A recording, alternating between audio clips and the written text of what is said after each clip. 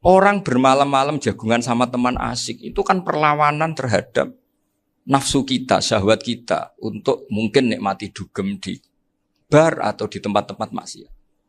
Itu setan di Indonesia tuh kakuati sama Ki Jawa. Orang supaya tidak tertarik maksiat itu Ki Jawa cukup ketemu kancane masak terong guyon, gejol-gejolokan zaman mondok, sewengi lulus sangka maksiat.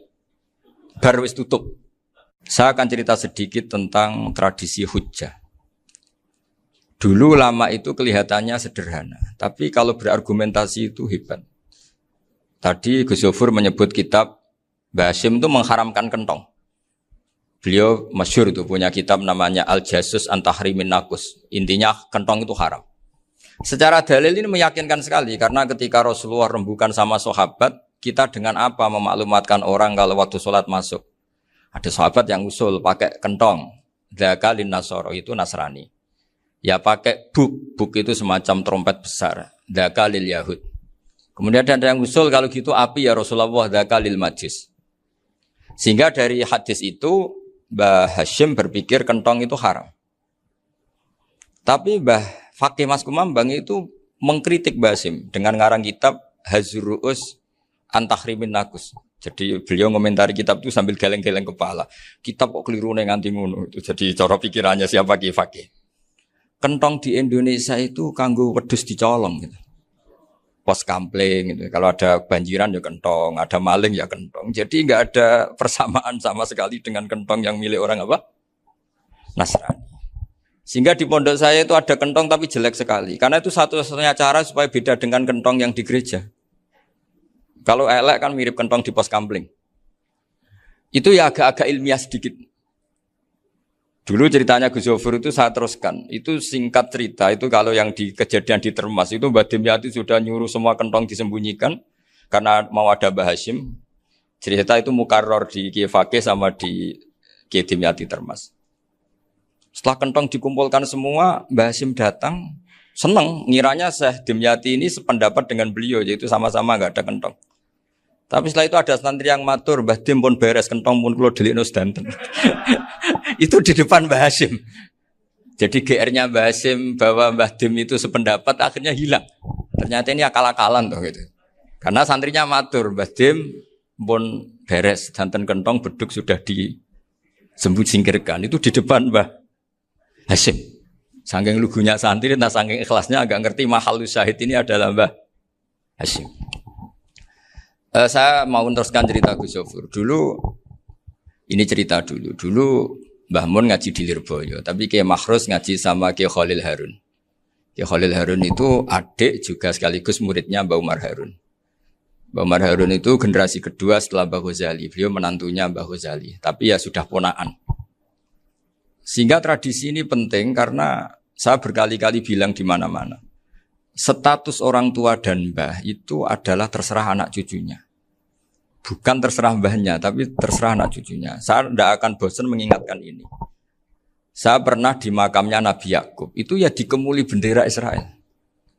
Di makamnya Nabi Dawud. Nabi Ibrahim juga dekat sinagog. Sehingga Quran membela Nabi Ibrahim disebut maka anak Ibrahimu Yahudiyya wala Nasraniyya. Karena ketika beliau berposisi di Israel, kemudian penguasanya adalah Yahudi, bisa saja makam ini ditulisi dan distatuskan ala Yahudi. Ya seperti Nabi Yakub. Nabi Yakub itu nabi yang kita yakin tentu berkeyakinan beliau orang baik, orang muslim, orang mukmin, tapi karena di desain mereka ya dikemuli bendera Israel. Dan disebut Abul Yahud. Karena kita tahu nama lain dari anaknya Nabi Yakub adalah Yahuda bin Yakub bin Ishak bin Ibrahim. Sehingga perasaannya orang Yahudi menjadi Yahudi itu yang ngikuti mbah-mbahnya. Nah khawatir saya ketika buyut-buyut kita kaya. Buyut saya itu orang kaya dulu, namanya Mbah Durrahman. Itu kaya sekali, tanahnya banyak. Dulu cerita Mbah Hasyim ya kaya sekali. Mbah Maksum juga kaya. Mbah Abdul Aziz juga kaya. Karena dulu itu inginnya kiai itu yo ketok sugih lah, gak ngel-ngelo santri. Tapi nanti kalau cucu-cucunya sudah ndak alim, itu ndak dianggap punya tanah itu karena untuk fasilitas santri. Aku tak kedonyan, mbah-mbahku ya kedonyan. Buktinya tanah yombo. Karena dia akan menafsiri sesuai cara berpikir. Makanya sanad keilmuan yang diceritakan Gus Zofir itu harus diulang-ulang. Kalau nggak diulang-ulang, maka kita akan berpikir sendiri untuk menafsirkan masyayikhonal kiram atau ajdadanal kiram. Nah, ini yang bahaya, yang sering Quran mengingatkan. Jadi ada status yang disematkan oleh anak cucu kayak orang Yahuda tadi, Yahuda bin Yakub bin Ishak bin Ibrahim itu menstatuskan mbah-mbahnya yang bernama Ibrahim itu Yahudi. Sampai Quran sendiri yang bela makana Ibrahimu Yahudi wala Nasrani. Karena secara geografis sekarang Ibrahim di Israel dan otoritas itu juga milik mereka sehingga mereka bisa masang-masang atribut yang menunjukkan kalau itu Yahudi. Beberapa al-alim al-alamah yang minnah itu sudah wafat dan kadang-kadang zuriyahnya itu tidak kita. Kalau sekarang orang bahasakan kubu sebelah. Akhirnya ya nggak boleh dikholi, nggak boleh diziarah. Terus seakan-akan yaktaduna bi ra'yi, seakan-akan mereka berpendapat dengan pendapat syekh ini padahal enggak. Nah, sehingga tradisi ketersambungan sanad tadi baik secara genetik atau secara asbab itu harus terjaga. Saya beberapa kali banyaklah sering diceritain Mbah Mun. Dulu Mbah Munawir ini cerita ya, Mbah Munawir itu saking senenge kitab, ben santri ini so ngaji kitab. Itu kalau ada alumni Lirboyo, alim disuruh baca muin di sini itu Mbah Munawir ikut. Saking ingin tasjeknya, ingin ngajari santri bahwa ngapal Quran udah hafal tok, tapi yo paham. Dan penggalinya Mbah Munawir itu sampai klimaknya dulu Mbah Zaini itu nate nikah sama Nyai Komariah kalau nggak salah, binti Karim, binti Manap. Punya putra Gus Habib, Gus Toha yang diantara putrinya dinikahi Gus Rozin. Terus akhirnya kesampaian juga ketika Mbah Munawir punya mantu alim alama namanya Mbah Ali Maksum, angsal Nyai Hasyimah. Sampai Pondok Kramjak makruf bil ilmi, terutama ilmu sorof dulu karena Mbah Maksum itu komplain, fa'ala ya fulu kok terus fa'lan ya fa'ala ya fulu ya uf'ul gitu kan. Masuk fi'il kok jejer isim gitu. Jadi dulu kata Mbah Mun itu ada persaingan ilmu sorof, sorofnya Mbah Maksum Ali Kuaron sama Mbah Ali Maksum Jogja. Jadi wali antok yang satu Maksum Ali Kuaron, yang satu Ali Maksum. Ya itu dulu saingan ngarang sorop. Nah ini yang menang siapa? Ya terserah duriannya. Kalau duriannya keren ya menang karena terserah yang kampanye. Saya bayangkan adekan Mbah Zubair tidak punya anak sealim Mbah Mun. Mungkin kalau Mbah Zubair juga tidak sewow kalau punya putra Mbah Mun. Karena saya berkali-kali bilang kalau dalam syair Arab itu kama takarroma kadang dilafatkan kama tasyarrafa bi Muhammadin adnanu. Orang berpikir Adnan itu siapa? Itu karena ada Nabi Muhammad SAW. Orang mencari-cari Mbah Mun itu mencari Mbah Zubair karena ada Mbah Mun. Orang mencari Mbah Dahlan karena ada Mbah Zubair. Wong kok alime ngono iku bapake sapa? Wong kok alime ngono iku putune sapa? Tapi kalau kita ini sudah ndak alim, ini orang sudah enggak tertarik nyari-nyari leluhurnya karena dianggap selesai. Jadi yang tanda kutip yang menghabisi mbah-mbahnya itu ya mesti cucunya. Ini mau ngamuk, mau peringatan, tapi ini juga peringatan pada diri saya sendiri. Jadi sehingga zuriyah ini penting. Kenapa para nabi mesti donga zuriyatan thayyibah? Kenapa selalu berpikir tentang zuriyah? Wa ja'alaha kalimatam baqiyatan fi aqibi. Karena zuriyah ini yang nanti bisa menstatuskan leluhurnya. Seperti tadi cerita Mas Maftuh ini tak puji betul. Saya hari ini tidak ingin gojlok. Supaya kewalian saya tidak tergerus oleh kedoliman. Saya pernah diceritain Gus Zofur juga sering baca buku tentang Mbah Maksum. Dulu Mbah Maksum kalau wasiat kembali ya gitu. Kamu harus NU dan harus mempertahankan NU. Tapi tidak dengan cara membenci Muhammadiyah. Dulu Mbah Mun juga sering cerita. Dulu Mbah Hasyim itu ngaji Syekh Mahfud. Nah Mbah Ahmad Dahlan dulu namanya Darwis sering ngaji sama Syekh Khotib Minangkabau. Zaman itu Syekh Khotib sudah modern. Sudah ikut gerakan Abdu, gerakan Almanar. Sehingga bawaannya Mbah Ahmad Dahlan ini agak agresif. Yang Mbah Hasyim karena hanya mulazim di Syekh Mahfud, hanya sesekali ngaji Syekh Khotib, beliau lebih seperti itu. Dan dua beliau ini sama-sama pernah ngaji Mbah Soleh Darat di Semarang. Mbah Hasyim sama Mbah Ahmad Dahlan yang dulu namanya Darwis. Jadi ini masih min muskatin wahidah mimam bain wahid. Sehingga kita tidak kaget ketika Mbah Ali Maksum mengomentari Muhammadiyah itu masih ahli sunnah wal jamaah. Makanya nanti terakhir saya baca kitabnya Mbah Ali dan sering saya pelajari. Andai kan kita ini sepakat dengan ilmu, ya kita tahulah. Kalau Abu Hanifah itu tidak kunut, Imam Syafi'i kunut. Berarti kunut itu mazhabnya Abu Hanifah, bukan mazhabnya Mbah Ahmad Dahlan. Apa ndak kunut itu mazhabnya Abu Hanifah, bukan mazhabnya Mbah Ahmad Dahlan. Kita kunut itu mazhabnya Imam Syafi'i, bukan mazhabnya Mbah Hasyim. Ini semuanya masih dalam bingkai ilmu. Adzan qabla subhi juga riwayatnya jelas. Tidak adzan ya sudah perilaku kita sudah jelas.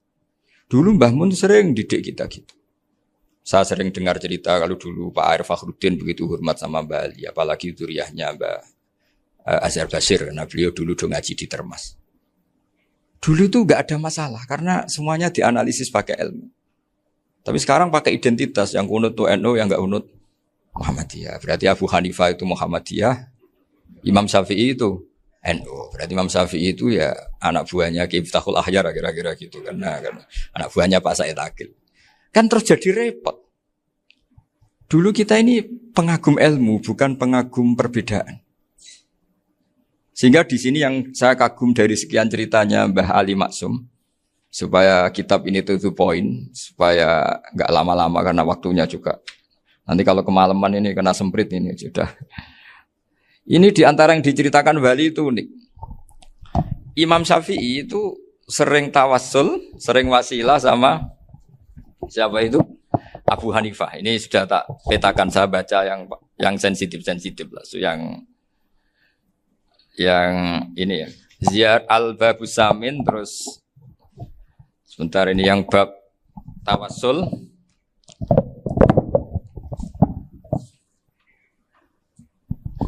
Ini di sini halaman 90, mungkin santri-santri kerap ya bisa ngecek lagi di kitab Hujatul Ahli Sunnah. Ketika cerita tawassul, di antara yang diceritakan Mbah Ali Maksum adalah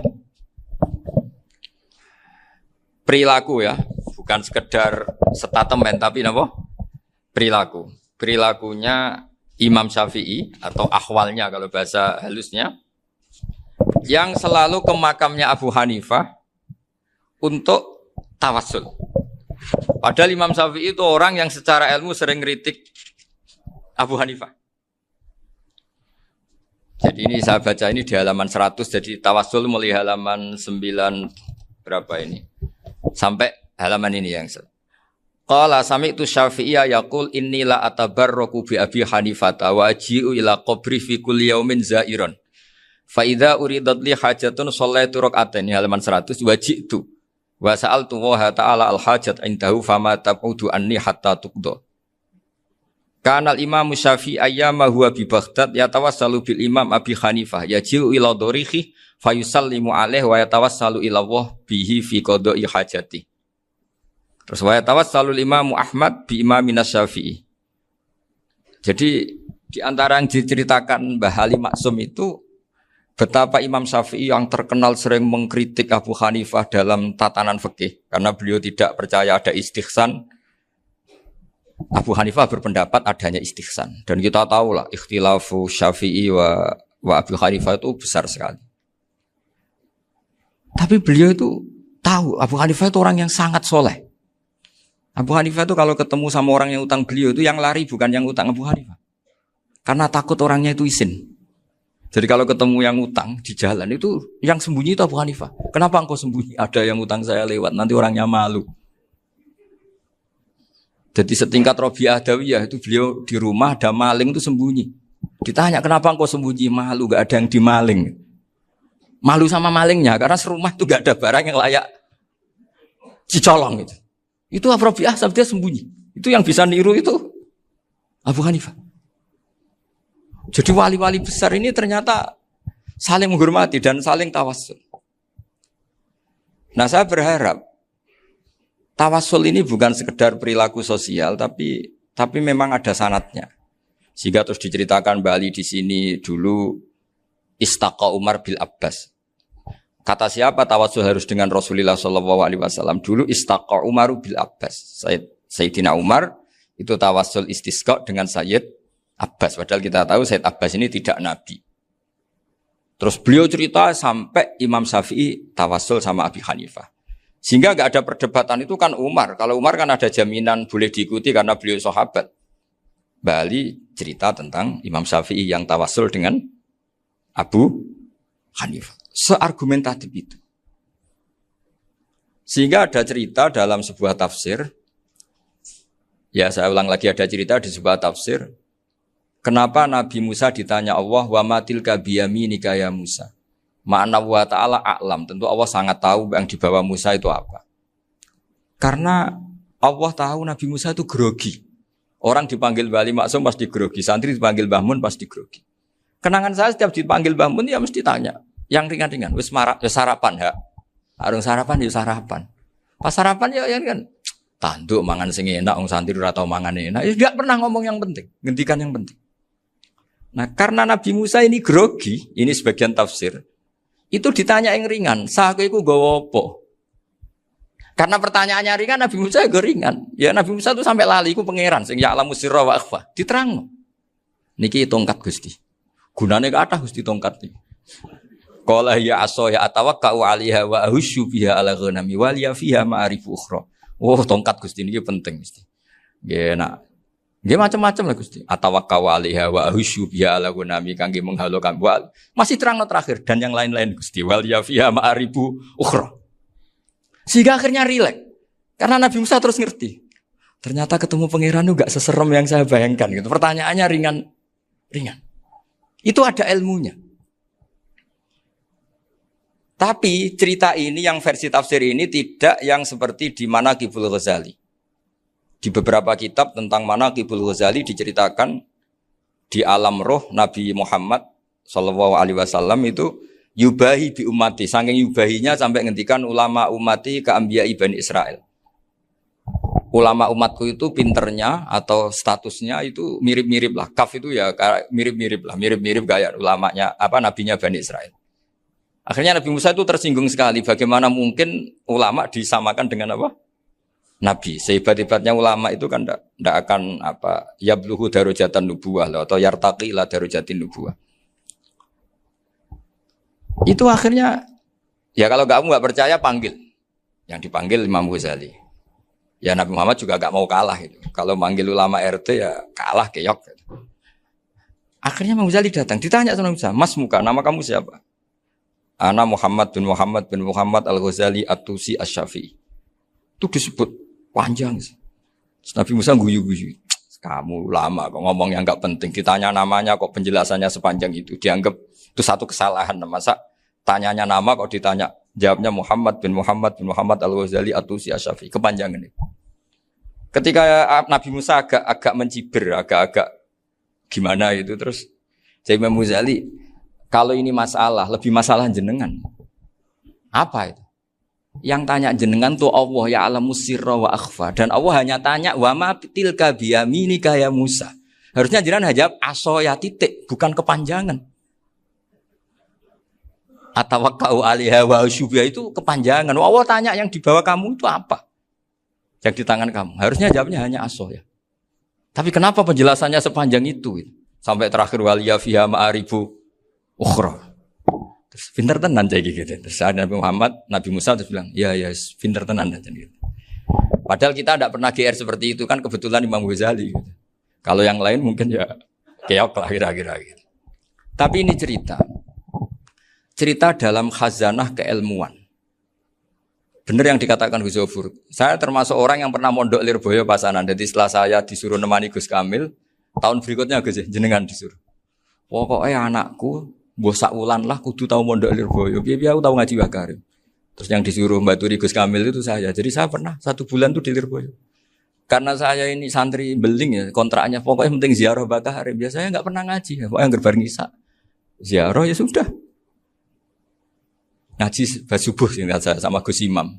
Itu dari 17 hari ingat saya ngaji 2 kali. Tapi kalau ziarah ke Bakarim sudah lupa jumlahnya karena memang kontraknya disuruh ziarah. Sampai seperti itu. Dan saking senengnya bangun sama Bakarim saya masih ingat. Ngamplopi salam template itu masih ingat untuk Gus Anwar, untuk Gus Imam, untuk Gus Kafabi, termasuk untuk Gus Maksum. Itu malam-malam saya dijak ngamplopin. Zaman itu saya masih ingat selawewu. Zaman itu kos 1 bulan itu 13.000. Jadi kira-kira kalau 25.000 itu untuk kos 2 bulan. Jadi saya krusnya itu pakai kos. Saya masih ingat Mondok Sarang itu kos 1 bulan 13.000. Berarti kira-kira 500.000 itu di amplopin sendiri sama Bang. Ini untuk Gus War, ini untuk Gus imam ini untuk Gus. Padahal Gus Imam ini mondoknya sudah di Mbah Mun.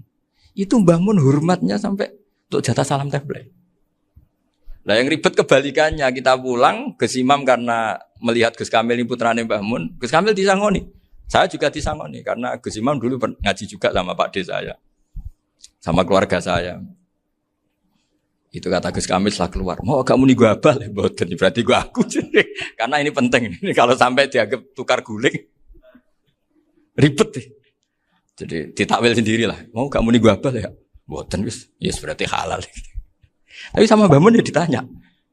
Ditanyanya bukan apa karena untuk meneruskan tradisi bahwa kalau kiai ketemu itu ya saling memberi hadiah, saling itu sudah faqaddimu baina adana juwakum apa? Sedekah. Sehingga ketika Kapya ini punya Bali Maksum alim alama, kemudian melahirkan murid-murid yang juga ipar kayak Mbak Warsun bisa ngarang apa Kamus Al-Munawwir, Pak Bik juga punya karangan Kamus Al-Mu'asir. Saya itu punya semua. Karena ini adalah buah dari bahwa kita ini tidak kalah sama produk-produk yang di sana. Bahwa produk di kita ini sudah cukup untuk mengantarkan orang menjadi alim alama. Dulu Mbak Zubair ke Mekah ya sudah alim alama. Gus Zufur ke Al-Azhar sudah alim semua. Teman-teman kita ke Mekah itu sudah alim semua. Padahal produk mondoknya ya tadi. Mau digojlok kiai ini, terus mangkel be keamanan biasanya. Biasanya musuh besar pondok itu keamanan. Jadi ya bukan berarti gojlok ibunya Gus Maftuh enggak. Biasanya keamanan itu musuhnya apa? Banyak. Itu tradisi keilmuan itu harus dijaga dengan hujjah dan dengan tadwin, dengan pembukuan. Saya punya sekian cerita ya, misalnya dulu kita mungkin iskal itu janggal. Kenapa sih orang Islam tukaran sama orang Islam? Sehingga di antara doa Nabi yang enggak dikabulkan Allah, enggak boleh dikabulkan sama Allah enggak boleh, bukan berarti enggak mustajab. Redaksinya famana aniha, memang enggak boleh. Redaksinya bukan falam yastajib lahu tapi famana aniha. Di Al-Marrah As-Salisa ini Nabi dilarang, yaitu melarang umat Islam itu jangan sampai tukaran sama umat Islam sendiri. Itu kata Allah, ya tidak bisa kata Allah, kalau itu tidak saya kabulkan. Itu dulu guru-guru kita nyontohkan sederhana. Kira-kira kalau saya tukaran wek Gus Zofuru, Mbah Mun luwih ikhlas dibanding ditukari wong liya. Nak ana kakak ditabuk adik, wong tua luwih ikhlas dibanding ditabuk tangga. Barokahnya membaca kita lebih mentoleransi. Kalau ada Mbah Hashim dikritik Mbah Fakih Mas Kumambang, kita ikhlas itu. Tidak dikritik guru PAUD, itu kan. Atau dikritik orang-orang yang nggak bisa ngaji. Artinya ternyata keliru kita bilang kiai kok tukaran. Justru bagus kiai tukaran. Dibanding kiai dikritik guru PAUD atau dikritik orang-orang yang nggak bisa baca kitab. Akhirnya barokahnya baca kita menjadi tahu. Dulu Mbah Mun sering cerita, ini masih cerita silsilah ya. Jadi Bali Maksum tadi kita tahu di antara guru besarnya Bali Maksum tentu Mbah Mahfud Termas. Beliau adalah adik dari Kiai Mahfud Termas. Mbah Dimyati ini adik Kiai Mahfud Termas. Itu punya saudara namanya Abdur Razak, juga punya saudara namanya Dahlan. Itu yang membawa Thariqah Syadziliyah di Solo Raya. Yang sekarang alhamdulillah diteruskan Gus Wafi. Dulu di antara pesannya Mbah Mun ke saya, hak Wafi kandani kon ziarah ning Mbah Dimyati. Mergo Thariqah Syadziliyah dulu itu yang bawa keluarganya Mbah Dimyati. Jadi semuanya ini masih dzurriyyatan ba'duha min ba'd. Nah pesan saya karena tadi Mbah Munawwir yang termasuk orang pertama yang bawa Quran, bawa qiraah sabah. Kenapa saya bilang termasuk? Karena kalau bilang paling pertama ini nanti butuh data. Dan itu agak kerepotan lah. Tapi yang jelas mimman istahara lah. Mimman istahara yang membawa sabah ke sini itu adalah Mbah Munawwir. Terus beliau ngajarkan diantaranya ke Mbak Arwani, pakai kitab Satibi, pakai kitab Nazmus Satibi.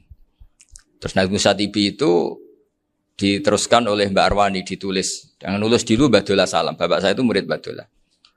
Dulu Mbak Dola sebelum ke Mbak Arwani ngaji sama Ki Said di Sampang. Bapak saya sebelum ngaji di Mbak Dola sudah hafal Quran lewat buyut saya sendiri namanya Ki Zubaidi. Yang Ki Zubaidi akhirnya jadi menantunya Mbak Ahmad Su'eb. Jadi buyut saya kandung ini namanya Sofia, angsal keluarga Lasem yang adiknya. Sofia ini punya adik Badi'ah yang jadi ibunya Ki Sahal. Terus Ki Sahal punya Mbak Yu namanya Muzayanah, punya di Garwa Ki Mansur punya anak Gus Qayyum. Jadi dulu ibu saya, ibunya Gus Sofur, ibunya Pak Maftuh itu semuanya di Lasem. Karena saya dari keluarga Gen ya Lasem, dari keluarga sanad guru ya Lasem. Tapi Lasem Bahdawi itu dulu ngajinya di Mbah Umar Harun di Sarang. Nah, Mbah Umar Harun ini menangi Sayyid Ahmad Zaini Dahlan. Sayyid Zaini Ahmad Zaini Dahlan ini punya cucu keempat yang hidup di Sedan. Terus makamnya di Lasem. Namanya Habib Haidar. Itu yang nulis biografinya Mbah Maksum. Mbah Maksum bukan Bali. Biografinya Mbah Maksum. Itu ditulis oleh Habib Haidar. Namanya Haidar bin Hasan bin Sodaqoh bin Ahmad Zaini Dahlan. Nah, Habib Haidar ini menantunya Sayyid Hamzah Sato. Hamzah Sato itu Hamzah bin Abdullah bin Umar. Itu kakaknya Sayyid Abi Bakar Sato, Sohibul I'anah. Nah, Sayyid Umar ini yang dulu ngajari mbahnya Mbah Mun namanya Ahmad bin Su'aib. Nah, di antara ajarannya adalah baca kitab-kitab kecil yang bisa dihafal. Dibawalah ke sarang jadi metode muhafadzah. Tapi kemudian lama-lama oleh pondok itu jadi syarat kenaikan kelas. Dulu enggak ada muhafadzah untuk kenaikan kelas ya, supaya orang alim itu harus hafal. Lama-lama dipakai syarat untuk muhafadzah. Jadi semua ini sanad harus kita ingat supaya kita bisa menjaga tradisi. Termasuk tradisi ini kiai seneng jagungan, terus ngomong ra penting. Itu juga sanad. Setahu saya Mbah Mun itu kalau ketemu bapak ya guyon terus. Saya punya kenangan tuh yang dulu agak iskal tuh begini. Ada isu lah, entah isu entah hoax entah apa, ada kaji itu agak beling itu, pokoknya beling lah. Seneng siapa itu, rondo lah apa. Pokoknya beling gitu. Ketika Mbah Mun dilaporin tamu kalau kaji itu beling sama rondo itu. Mbah Mun tanyanya lucu. Lho ayu no cum. Wahyu banget, Mbah. Wahyu. Itu bapak juga bakas ayu nih. Dulu saya sekali ini kiai kok bakas wong ayu, bakas budine barang lah kira-kira gitu. Tapi setelah saya tambah alim, tambah ngerti itu kata bapak gini. Ya apik bakas ayu hak timbang iya no malah qadzaf. Ternyata seni. Sekali Mbah Mun atau bapak bilang, "Waji kok zina kaji," maka larinya ke qadzaf. Maka menghindari bahasa menuduh, ngomong yang enggak penting. Lho ayu no. Jadi kiai dulu tuh orang sok suci tapi menghindari hal-hal yang jadi punya seni untuk ngelola kehidupan. Orang bermalam-malam jagungan sama teman asik itu kan perlawanan terhadap nafsu kita, syahwat kita untuk mungkin nikmati dugem di bar atau di tempat-tempat maksiat. Itu setan di Indonesia tuh kakuati sama Ki Jawa. Orang supaya tidak tertarik maksiat itu Ki Jawa cukup ketemu kancane masak terong guyon, gejol-gejolokan zaman mondok, sewengi lulus sangka maksiat. Bar wis tutup. Perlawanannya sederhana, enggak pakai tahajud, enggak pakai wiridan karena Ki Jawa juga koyoke rapati potongan ahli ibadah gitu. Itu jagungan. Jadi setahu saya itu pernah lihat Bali itu sekali ketika beliau ngisi ceramah di Mbah Hamid Bedowi. Saya masih kecil diajak bapak. Dulu kalau bapak ngelihat Bali sama Mbah Hamid itu mesti nangis. Karena dua orang alim bertemu. Yang akhirnya ya bisanan itu. Mbah Hamid punya anak Gus Nasih, di sini ada Mbah Nafisa, terus jadi Mbak Salih Hindun itu. Jadi dulu itu ya guyon terus ketika ketemu. Itu yang sering bodoni Mbah Hamid itu ya Ki Bisri. Ki Bisri itu kalau datang ke Ki Hamid Pasuruan, nak wali tenan aku teko ditatakno mangan. Jadi ukurannya ya. Ternyata sampai sana dikeimangan tenan. Masih belum mengakui, kan nak wali tenan aku iki kiai rung di mobil, dongakno aku di mobil.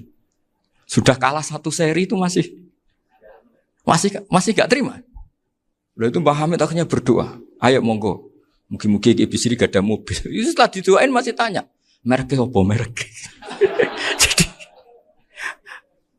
itu Mbah Hamid jawab, yo paling Holden itu. Nah, paling Holden. Itu nyari mobil itu ya adalah dapatnya Holden. Suatu saat Mbah Bisri diundang Mbah Hamid gak dikasih bisar. Karena utangnya sudah banyak Mbah Hamid. Mbah Bisri ini utang doa tadi. Itu ya gak dikasih bisar. Ya gak mau kesang apa-apa kelambimu kayak aku. Didol sama muhibbinya Mbah Hamid. Itu harganya melebihi jatah bisar. Ketemu Mbah Hamid. Kang, susu Kang, mergo. Jadi dulu itu rileks, makanya ini yang diceritakan ke Zofur. Sebetulnya kalau kiai-kiai itu bersanad itu ya rileks, hidupnya itu rileks. Karena rileks ini perlawanan terhadap kemungkaran. Saya dulu musyawarah sering sama Gus Zofur usul fikih. Itu jelas di antara yang ditulis Lubil Usul itu. Ya kita tahu tadi misalnya sanad usul fikih, Mbah Ber itu sangat al-usuli Ki Zubair Dahlan, abahnya Mbah Mun. Punya murid di antaranya Kiai Sahal. Kiai Sahal punya karangan Thariqatul Husul fi Syarhi Lubil Usul. Itu Thariqatul Husul itu beliau ngendikan dalam mukaddimah bahwa saya bisa mensarai ini berdasar ngaji maknani sama Mbah Zubair. Terus beliau mengutip sarah itu dari kitab Nailul Ma'mul. Beliau ngendikan binus khotin khotiyah ghairi matbu'ah. Dan itu ditemukan di Kiai Mansur di Lasem. Karena Kiai Mansur iparnya Mbah Sahal. Mansur bin Khalil itu diantara katibnya Syekh Mahfud. Jadi semuanya ini sambung. Mbah Ber saking ahli usul fikihnya, kalau ngajar usul fikih itu kalau guyon takriran saya ini lebih memahamkan ketimbang sarah. Ya sudah, terus Mbah Zubair Kiai Fakih, terus Syekh Mahfud. Di sini Syekh Mahfud termasuk orang yang dekat Mbah Munawir sampai putrane Mbah Mahfud namanya Gus Muhammad dibawa Mbah Munawir, kemudian mondok di Termas diantaranya, terus dinikah jadi menantunya kalau nggak salah Haji Taslim di Betengan, kemudian sekarang juriannya Mbah Mahfud di Betengan. Ini nggak boleh hilang secara seperti itu. Diantara di usul fikih diterangkan ketika diantara 5 hukum itu ada yang bernama mubah. Mubah itu boleh dilakukan, boleh ditinggalkan, dan kalau dilakukan ya tidak berpahala, tidak disiksa. Itu ada ulama yang protes. Protes nggak bisa seperti itu. Ithma min mubahin illa wa tahaqqaqu bihi tarku haramimma. Fa'il zamu minas sukun tarkul qatli wa minas sukut tarkul qadaf. Tidak bisa, mubah itu tidak ada. Kalau kiai jagungan semalaman, itu Allah ngitungnya itu hada taroka dugem, wahada taroka delok dangdut, wahada taroka kada wakada. Oh, itu luar biasa. Dan kita ngikuti yang seperti itu saja. Gak usah tahajud, gak usah witir telulas, kaya ora kuat timbang gremeng. Sewengi jagungan, setan ngenteni kita tergoda maksiat, ternyata maksiatnya sampai tutup, kiainya masih apa? Jagungan. Jadi jagungan saja ada ilmunya bahwa itu perlawanan terhadap tarkul ma'asi. Sehingga bagaimana Anda katakan mubah ini mubah, toh gunanya adalah tarkul haram. Meskipun efek mubah juga bisa tarkul wajib, wae bojo blonjo turu. Ya kan wae ngrumati ibuke turu. Itu halal wajib. Jadi mubah itu resikonya ya bisa tarkul wajib, bisa tarkul haram. Sehingga kalau sanad ini terjaga secara baik, secara kultur, saya sering juga sakuan sama Gus Yofur, itu mesti tak niati gitu. Jagungan wong alim kuwi ibadah dan menikmati ibadah adalah dabul auliya wa dabul ulama. Kata Imam Ghazali, pada akhirnya waqud buhadatin al-istilzat bil mubahat. Kata Imam Ghazali, pada akhirnya qutbu hadaddin, madaru hadaddin, pokok dari agama ini adalah melawan kemaksiatan dengan kita menikmati al-istidzat bimubah. Kita menikmati sesuatu yang dibolehkan Allah Subhanahu wa taala. Dan seperti ini itu bisa qasmu dhuhri syaitan, bisa menghancurkan punggungnya setan. Karena kalau melawan setan dengan ibadah ini kadang kita capek selain isra potongan. Tapi nak kangkang ning komplek H gitu jagungan mbek kancane, ngenang melarate, mbok ngenang ra sekolah ramunggah, kenangan sing ramunggah diarani istiqomah. Gitu kan. Diarani tulus zaman, kok sing munggah dianggap kesusu. Saya ini punya pondok Quran, kalau ada yang hafal 3 tahun mesti digojol kancane. Gak apik kesusu itu. Kesusu itu mesti tidak barokah karena tergesa-gesa apa? Hatam. Sehingga yang enggak hatam-hatam itu kayak partai mayoritas. Ini yang partai tulis zaman katanya. Ahli sobri katanya. Akhirnya di pondok gara-gara itu mau guyon tapi enggak ada stigmasi yang enggak naik. Di Pondok Sarang itu saya punya teman itu banyak yang sekelas dengan saya, sekelas sama Gus Kamil, akhirnya sekelas dengan Gus Zofur. Padahal saya ini kakak kelas. Saya temannya, Gus Kamil temannya Gus Zofur. Ini anak ini nggak pernah naik, itu nggak dicibir di pondok. Karena guyonan tadi, guyonan bahwa ini bagian dari bentuk apa? Istiqomah. Nanti yang goblok juga tenang. Karena kiainya cerita, kadang santri goblok ya barokah. Di sini pondok akeh santri ora tau sinau ning omah dadi kiai gede. Selalu kiainya tuh cerita seperti itu. Akhirnya sing goblok ya bangga dengan kegoblokannya. Iya, jadi kiai itu orang yang meskipun guyon ini barokahnya Masya Allah. Dan setahu saya kiai-kiai alim itu ya seneng aja guyon karena tadi guyon itu luar biasa. Bapak saya itu kalau pesan sama saya itu enak ngaji ya guyon nice. Wong ning omah mikir utang, mikir wedi bojo macam-macam kok ngaji mbok jak nangis pisan, nangis ping pindho katanya. Sudah jak guyon ae. Paling gak lali. Dan beliau punya dalil kul bi fadlillah bi rahmati fa bidzalika falyafrah. Jadi jangan sampai orang ini farah bil maksiat, jangan sampai orang itu Dan ini yang saya kenang dari sekian cerita murid Bali. Mbah Ali Maksum ya senangane guyon. Gojol-gojolkan mbek santri guyon. Ini saya maklumatkan ke semua santri beliau bahwa ini bukan sekedar guyon, tapi al-istildad bil mubahat. Ini adalah perlawanan terhadap setan karena banyak orang bisa senang tuh kalau nunggu maksiat. Ini bisa senang dengan sesuatu yang tidak maksiat. Itu kayak apa hebatnya? Makanya Nabi itu kalau ketemu sahabat ya sering ngendikan yang ringan-ringan. Ya Umar, ma'afalan duher, jom, mana piye ijek. Kalau ketemu anak kecil ya.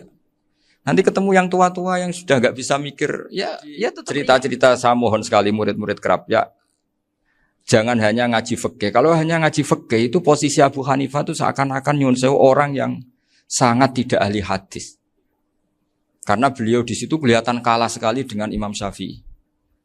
Apalagi di perdebatannya Muhammad bin Hasan Asy-Syaibani dengan Imam Syafi'i itu kelihatan sekali betapa Abu Hanifah itu orang yang nyun sewu ditinggalkan dalam ilmu hadis. Sampai beliau hanya dapat gelar min ulama ahli ra'yi, termasuk ulama yang kuat logikanya. Juga harus baca kitab-kitab seperti ini. Ternyata di balik Imam Syafi'i mukhalif pada beliau di bab-bab fikih, perilakunya sangat hormat. Sampai beliau tuh kalau tawassul ke kuburannya Abu Hanifah. Dan beliau ngendikan an-nasu fil fiqhi iyalun ala Abu Hanifah. Semua orang yang ahli fikih itu masih anak buahnya Abu Hanifah. Saya berkali-kali cerita, mazhab Syafi'i itu alatut tadhir hanya dua, yaitu alma wa turab. Abu Hanifah nambahi wanar. Alasannya Abu Hanifah orang mukmin yang dosanya banyak itu dibakar di neraka dan alasannya Allah litadhirihim untuk mensucikan mereka. Jika pikirannya Abu Hanifah an-nar itu min alatit tadhir. Apa yang terjadi ketika bata itu batu bata yang dibakar di situ campur teletong campur apa-apa itu kalau sudah hormat Abu Hanifah selesai sudah suci karena sudah ngelewatin pembakaran. Meskipun kita tidak akan kalau kehilangan air terus wudu dengan api bisa bunyak semua itu. Tapi apapun itu menjadi solusi. Sehingga saya punya kitab namanya Ikhtilafu Malik Ikhtilafu Malik wa Abu Hanifah atau Ikhtilafu Syafi'i ma Abu Hanifah. Itu kelihatan sekali kalau Abu Hanifah itu nyuruh posisinya kalah. Karena yang ngarang orang-orang Syafi'i. Tapi kalau melihat kitab-kitab kewalian, misalnya di kitab Mizan Kubro ini juga sering disebut kisah itu Mbah Ali Maksum tentang Imam Sa'roni. Berkali-kali beliau mengutip Mizan Kubro. Itu Abu Hanifah adalah orang yang sangat mukasyafah. Artinya ketika Nabi cerita air wudu itu menjatuhkan dosa, tidak ada air wudu yang jatuh ke kamu kecuali saat itu juga dosa kamu jatuh. Itu beliau datang ke Madharota Kufah. Kemudian beliau bilang sama si orang tua tadi, tub anizina. Orangnya terus bilang atubu minazina. Ada lagi pemuda datang dibilangin tub an ukuki walideka. Terus bilang tub tu an ukuki walidaya. Sampai yang terakhir ada tub an simai alatilahwi atau an samai alatilahwi. Terus tub tu an samai.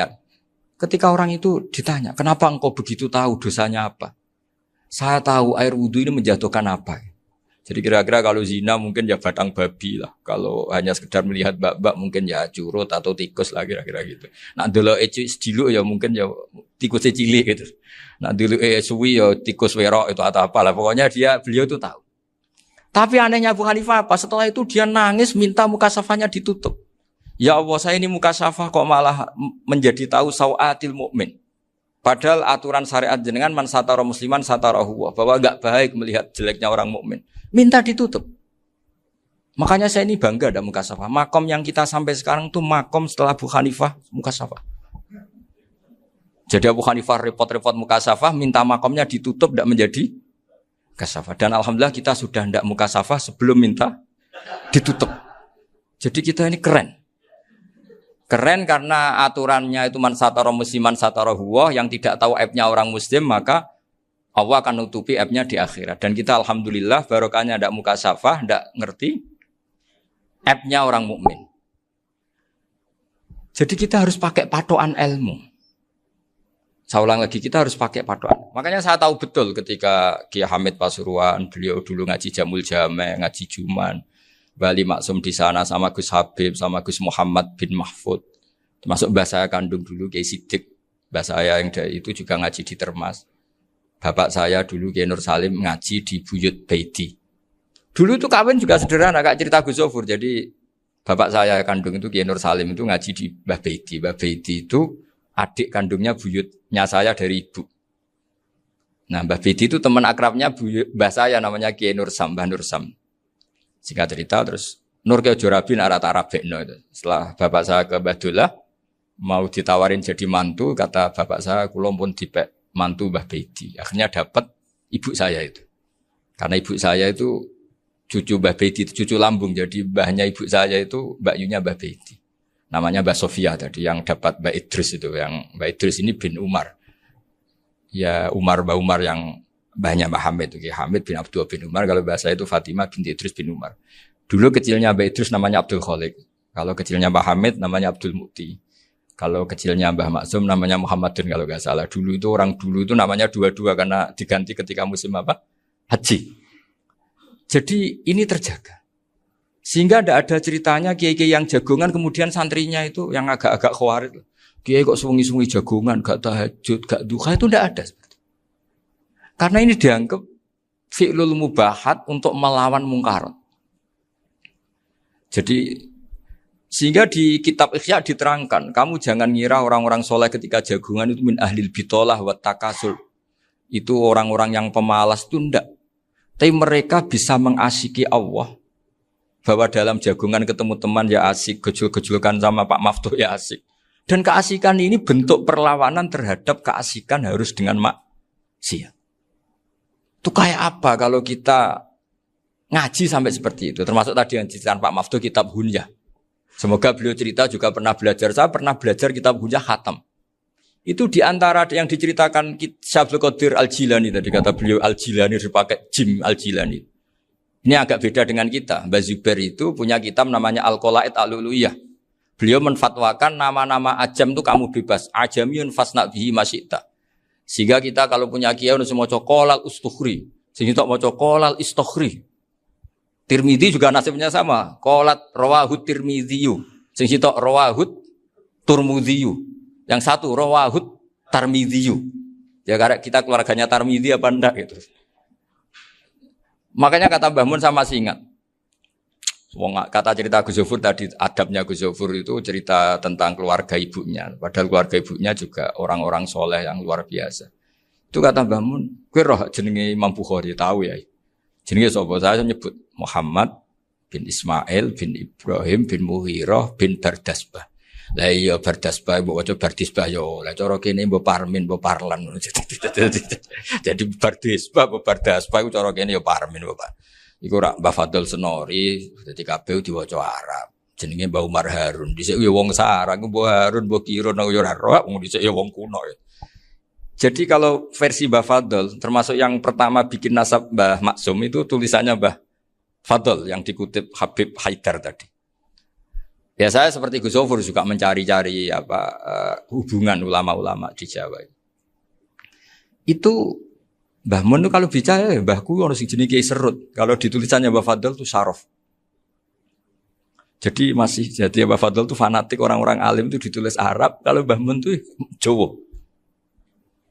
Dulu tuh ada wali seto di daerah saya. Dulu orang ya janggal. Ternyata ada sato itu. Kesamaan di Arabnya itu sato. Sehingga kiai-kiai itu ada fanatik Tirmidzi, Turmudi, Tarmidi, Jilani, Jailani. Karena ajamiyun fasna' bihi masyita. Jadi kalau nama-nama ajam, semonggo lah baca sekenanya, sementing.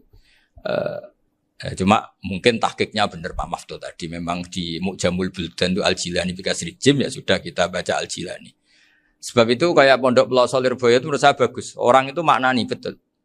Sama gurunya. Kalau Sarang enggak. Kalau Pondok Lirboyo, pondok yang tadi, ternyata keluarga Mbah Munawir sini pernah bisanan, yaitu Mbah Zaini. Pernah nikah sama Nyai Komariah ya kalau nggak salah, punya putra Gus Habib ya, Pak Toha dan sebagainya. Itu betapa hubungan pondok Quran sama pondok kitab dulu itu nggak pernah terputus.